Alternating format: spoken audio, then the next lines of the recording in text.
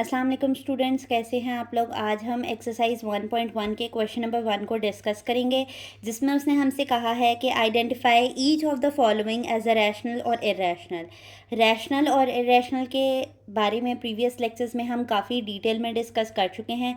इंशाल्लाह आज हमें बहुत आसानी होने वाली है, क्योंकि हमने जितनी पीछे एग्जांपल्स और डेफिनेशन को डीपली डिस्कस किया है, आज आप लोगों को कोई इसमें प्रॉब्लम नहीं होगी। तो चलते हैं अपने क्वेश्चन की तरफ। सबसे पहले हमारे पास क्वेश्चन में दिया गया है 2.3535। तो मैंने आपसे कहा था कि ज़रूरी नहीं है कि वो आपको फ्रैक्शन फॉर्म में ही लिख के दें, तो आप गेस कर सकेंगे कि ये कौन सा नंबर है।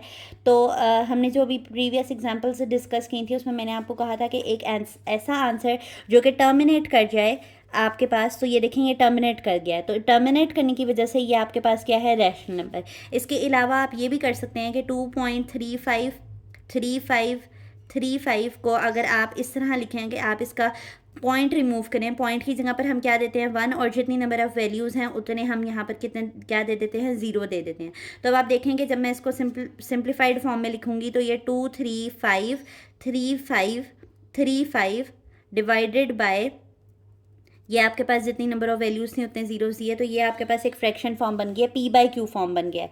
ठीक है, तो आप इसको यूं भी कह सकते हैं कि ये रैशनल नंबर है, और इसके अलावा आप सिंपली ये भी कह सकते हैं कि ये एक टर्मिनेटिंग डेसिमल फ्रैक्शन है, तो हम इसको इस वजह से भी रैशनल नंबर कह सकते हैं। उसके बाद 0.6 बार की बात की जा रही है, तो हमने कहा था कि टर्मिनेटिंग नहीं होगा तो फिर नॉन टर्मिनेटिंग होगा, और नॉन टर्मिनेटिंग कौन से वाले होंगे कि वो रीकरिंग होगा। तो देखें अगर मैं 0.6 बार को इसकी बार रिमूव करूँ तो ये कुछ इस तरह से लिखा जाएगा। और मैंने कहा था कि नॉन टर्मिनेटिंग में रीकरिंग टाइप की अगर आ गई आपके पास डेसिमल फ्रैक्शन, तो भी वो क्या होगा, रैशनल नंबर। इस वजह से ये हमारे पास रैशनल नंबर है। मूविंग टू द नेक्स्ट, आपके पास लिखा हुआ है यहाँ पे 2.2360767। आपके पास पहले तो देखें ना कि ये इनफाइनाइट है। ठीक है, इनफाइनाइट का मतलब है ये कि ये नॉन टर्मिनेटिंग डेसिमल फ्रैक्शन है, और नॉन टर्मिनेटिंग भी कौन सी है, ये नॉन रिकरिंग। और हमने कहा था कि रैशनल के अंदर नॉन टर्मिनेटिंग आएगा तो वो रिकरिंग होगा, पर यहाँ पे रिकरिंग नहीं हुआ, तो ये नॉन टर्मिनेटिंग है, कौन सा वाला, नॉन रिकरिंग।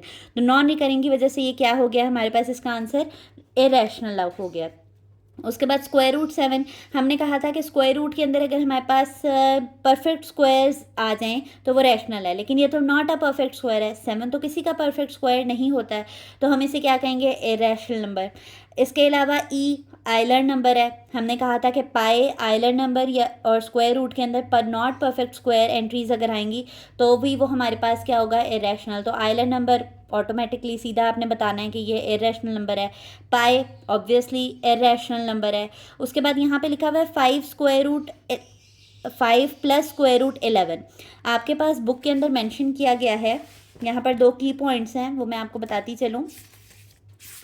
यहाँ पे 2 की पॉइंट्स लिखे गए हैं, वो बहुत इंपॉर्टेंट है। अगर आप यहाँ पर ये अगले 2 सवाल समझने से पहले अगर आप देखें, पहला पॉइंट लिखा हुआ है कि अगर कोई रैशनल नंबर है प्लस इरेशनल नंबर है तो उसका आंसर हमारे पास हमेशा क्या आएगा, इरेशनल नंबर। जिसने बच्चे ने तो ये की पॉइंट पढ़ लिया, उसको तो फ़ौरन से पिक हो जाना चाहिए कि पहले रैशनल नंबर लिखा हो और बाद में इरेशनल नंबर लिखा हो, तो उसका आंसर हमारे पास क्या आएगा, इरेशनल नंबर आएगा। तो आप यहाँ पर देखेंगे आपकी यहाँ पर कुछ इसी तरह की सिचुएशन हुई हुई है कि ये 5 + √11 लिखा हुआ है, ये एक रैशनल नंबर है, नेचुरल नंबर लिखा हुआ है, नहीं तो नेचुरल हमने कहा था कि रैशनल में आएगा, और ये इरेशनल है क्योंकि ये स्क्वायर रूट के अंदर नॉट परफेक्ट स्क्वायर वैल्यू लिखी हुई है, तो इसका आंसर हमारे पास क्या आएगा, इरेशनल नंबर। उसके बाद अगर हमारे पास दोनों इरेशनल नंबर्स हैं, क्या है हमारे पास, दोनों इरेशनल है। देखें 3 भी किसी का परफेक्ट स्क्वायर नहीं है, इसके अलावा आपके पास √13 भी किसी का जो है वो परफेक्ट स्क्वायर नहीं है, तो ये तो हैं ही दोनों इरेशनल। तो इरेशनल और इरेशनल को प्लस करके हमारे पास आंसर क्या आएगा,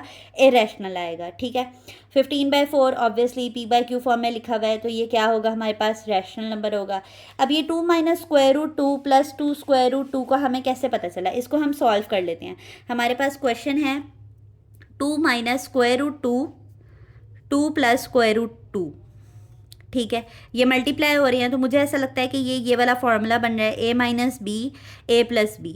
इसको हम किस तरह खोल के लिखते हैं, a² - बी स्क्वायर, ये बेसिक स्क्वायर का फॉर्मूला है आपके पास। तो ए की में हमारे पास कौन सी एंट्री है 2, और बी में हमारे पास क्या है √2, और उसके ऊपर फार्मूला का स्क्वायर आ गया। 2 का स्क्वायर लेंगे तो 4 आ जाएगा, और इसका स्क्वायर रूट से कैंसिल हो जाएगा, तो हमारे पास क्या आएगा 2। 4 में से 2 जाएंगे 2, 2 एक नेचुरल नंबर है, और मैंने आपसे कहा था कि नेचुरल नंबर्स आपके पास रैशनल ही होते हैं, तो इस वजह से हमारे पास इसका आंसर क्या है रैशनल।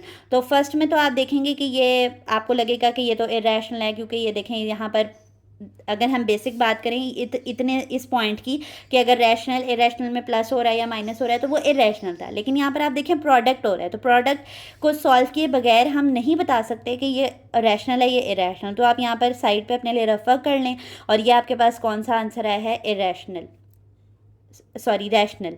तो ये होप में आपको ये समझ आया होगा सारा। और हमारे पास आज हमने एक्सरसाइज 1.1 का क्वेश्चन नंबर 1 कंप्लीट कर लिया है। मूविंग हम नेक्स्ट करेंगे क्वेश्चन नंबर 2 की तरफ। होप आपको आज का लेक्चर समझ आया होगा। अगर आपको ये लेक्चर पसंद आया है तो प्लीज़ लाइक करें और चैनल को सब्सक्राइब करें। अल्लाह हाफ़िज़।